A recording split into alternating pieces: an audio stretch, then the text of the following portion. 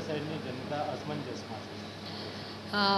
ચોક્કસ, પણ પરંતુ જ્યારે વરસાદનો વિરામ છે એટલે ક્યાંક ને ક્યાંક વડોદરા માટે ખરેખર રાહતનો શ્વાસ લઈ શકાય તેમ ચોક્કસ છે. પરંતુ આપણે સૌ જાણીએ છીએ તેમ આજવા સરોવરમાં ઉપરવાસના થતા સતત વરસાદને કારણે આજવા સરોવરની સપાટી વધી રહી છે, તો એક બાજુ વિશ્વામિત્રીની સપાટી પણ 22 ફૂટને પહોંચી છે. 22 ફૂટ વિશ્વામિત્રીની સપાટી પહોંચે ત્યારે આપણે એલર્ટ માટે એનાઉન્સ કરતા હોય છે. 24 ફૂટે પણ ફરી વખત એલર્ટ કરવામાં આવતા હોય છે, સાયરનો વગાડવામાં આવતા હોય છે, અને 20 ફૂટ ક્રોસ થાય એટલે તાત્કાલિક લોકોને શિફ્ટિંગ કરવાની કામગીરી ચાલુ કરી દેવામાં આવતી હોય છે. એ મુજબ અત્યાર સુધીમાં 200 જેટલા લોકોને વડોદરા મહાનગરપાલિકા સંચાલિત નગર પ્રાથમિક શિક્ષણ સમિતિની શાળાઓમાં એ લોકોને શિફ્ટિંગ કરવામાં આવ્યા છે. સલામત રીતે એ લોકોને શિફ્ટિંગ કરવામાં આવ્યા છે, જ્યાં તેમની રહેવાની, જમવાની અને કોઈકને જરૂર પડે તે માટે મેડિકલની વ્યવસ્થા અને મેડિકલની ટીમ પણ ત્યાં સાથે રાખવામાં આવી છે.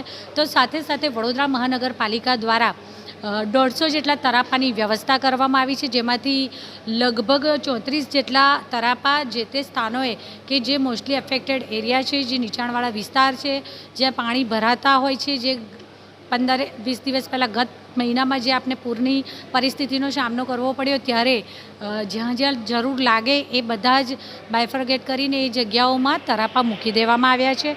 150 જેટલા તરાપા આપણી પાસે રેડી છે. લગભગ 200 જેટલા લોકોને શિફ્ટ કરવામાં આવ્યા છે. જરોદ અને દેરોલથી એમ 2 NDRFની ટીમ અહીં પહોંચી ચૂકી છે, અને હવે લોકોમાં જ્યાં જરૂર હશે ત્યાં લોકોની મદદ માટે એની ટાઈમ ઉપસ્થિત રહી શકશે.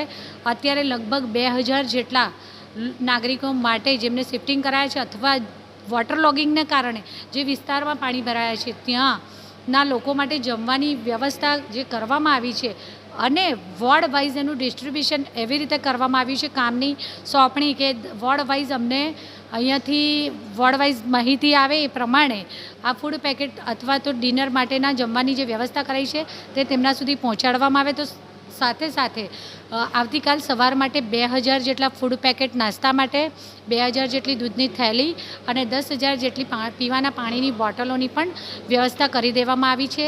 વડોદરા મહાનગરપાલિકાના વિવિધ વિભાગો, પછી એ ડિઝાસ્ટર મેનેજમેન્ટ હોય, મેડિકલ એટલે કે હેલ્થ વિભાગ હોય, ગાર્ડન વિભાગ હોય, કે પછી સિક્યુરિટી વિભાગ હોય, હોમગાર્ડ વિભાગ હોય, આ બધાને પણ માહિતી આપી દેવામાં આવી છે.